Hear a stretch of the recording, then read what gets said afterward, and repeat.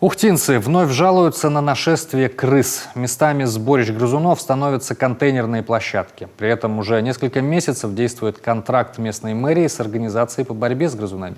Откуда же в городе берутся крысы, выясняла Виктория Науменко. Это видео не для слабонервных, снятое Ухтинка в районе Куратова, 12, разлетелось по соцсетям на прошлой неделе. Больше дюжины крыс обосновались в мусорном контейнере. И вовсе не впервой. На грызунов в этом районе города жалуются больше года. Вот здесь вот как спускаешься с лесенки, мы спускаемся, дальше идет маленькая. И там вот этот тепловой узел. Вот вечером выйдете, вот такие, как котята.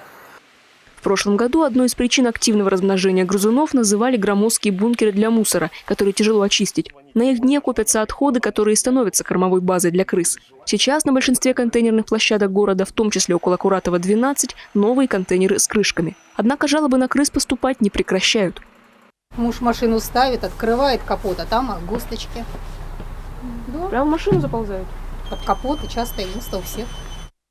При этом 4 месяца назад Ухтинская администрация заключила договор с организацией по борьбе с грызунами. Как поясняют в компании по дератизации, работу они проводят в полном объеме, но исключительно на контейнерных площадках.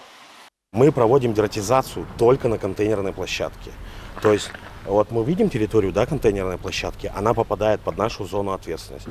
Все, что дальше контейнерной площадки, это уже не попадает, да, это уже придомовая территория. Территория магазина, да, она видна, вот даже вот мы сейчас пойдем, там все изрыто норами. А территория вот этого дома, Куратова 12, фасадная часть дома, она также вся изрыта норами. То есть это говорит о том, что именно в подвальной части вот этого здания и в подвальной части этого здания очень много грызунов, понимаете? И борются с ними или нет, вот вопрос. Ясно одно, в места питания на контейнерной площадке крысы бегут из домов. И в силах дератизаторов только расставить здесь контрольно-истребительные контейнеры, сокращенно КИК, с отравой. При этом конструкции нередко задевают мусоровозами и не только. Мы приехали, открыли, соответственно, посмотрели. Приманки нет, заложили новую партию приманки, сфотографировали, закрыли. Все. Все оповещательные знаки на киках были установлены.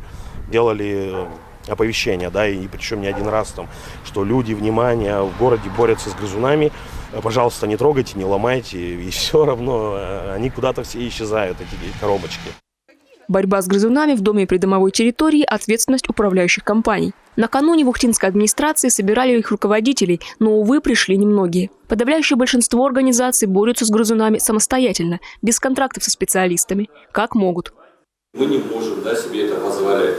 Поэтому мы эту услугу осуществляем самостоятельно. Мы закупаем отраву и распределяем ее так же само по многоквартирным домам. Поэтому, если санэпидемстанция в рамках, то есть эпидемиологической обстановки в городе предложит приемлемую цену. По словам дератизаторов, основная причина живучести крыс в неправильных методах борьбы с ними, неверно подобранных веществах для истребления, в местах размещения приманки. Для более эффективной борьбы с грызунами специализированная организация на сегодняшний день готова предоставлять управляющим компаниям нужные вещества. Виктория Науменко, Павел Лагутин, телеканал Юрген, Ухта.